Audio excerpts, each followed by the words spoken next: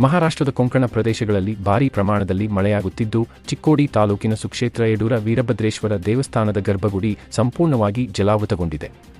ಮಹಾರಾಷ್ಟ್ರದ ಪಶ್ಚಿಮ ಘಟ್ಟಗಳಲ್ಲಿ ನಿರಂತರವಾಗಿ ಸುರಿಯುತ್ತಿರುವ ಮಳೆಯಿಂದಾಗಿ ಕೃಷ್ಣಾ ನದಿ ನೀರು ಭಾರೀ ಪ್ರಮಾಣದಲ್ಲಿ ಏರಿಕೆಯಾಗಿದೆ.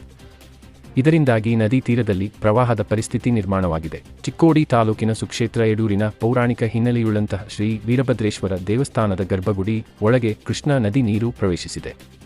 ಇದರಿಂದ ವೀರಭದ್ರೇಶ್ವರ ದರ್ಶನವು ಸಂಪೂರ್ಣವಾಗಿ ಬಂದಾಗಿದ್ದು, ಇದು ಭಕ್ತರಿಗೆ ನಿರಾಶೆ ಉಂಟುಮಾಡಿದೆ.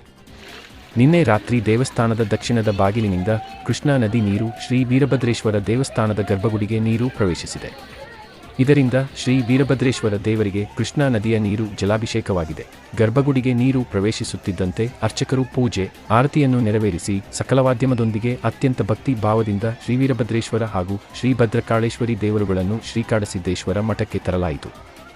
ಒಟ್ಟಿನಲ್ಲಿ ಕರ್ನಾಟಕ, ಮಹಾರಾಷ್ಟ್ರದ ಹಾಗೂ ಆಂಧ್ರಪ್ರದೇಶ ಸೇರಿದಂತೆ ದೇಶದ ವಿವಿಧ ಭಾಗಗಳ ಭಕ್ತರ ಆರಾಧ್ಯ ದೈವ ಆಗಿರುವಂತಹ ಶ್ರೀ ವೀರಭದ್ರೇಶ್ವರ ದೇವಸ್ಥಾನದ ಗರ್ಭಗುಡಿಗೆ ನೀರು ಪ್ರವೇಶಿಸಿ ದರ್ಶನವನ್ನು ಸಂಪೂರ್ಣವಾಗಿ ಬಂದಾಗಿದೆ.